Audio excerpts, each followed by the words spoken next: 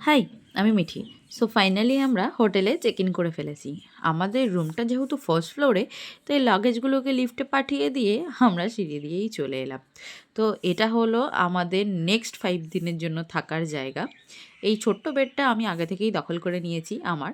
আর রুমের সাথে একটা ফোনও দিয়েছিল কোনো দরকারে ফোন করার জন্য।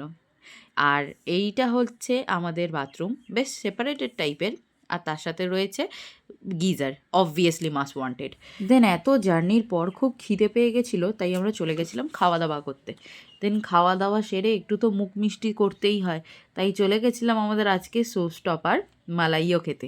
দারুণ ছিল জাস্ট। তারপরে আমরা চলে এসেছিলাম হরিশ্চন্দ্রা ঘাটে একটু। তো দেখি এখানেও মরা পোড়ানো হচ্ছে, আমরা শুধু জানতাম হয়তো মণিকর্ণিকাতেই পোড়ানো হয়।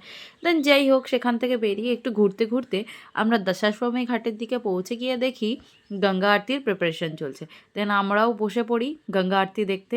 দেখে আমাদের চোখ সার্থক করে সেখানকার একটু আরতি নিয়ে আমরা বাড়ি, মানে আমাদের হোটেলে ফিরে এলাম। বাই।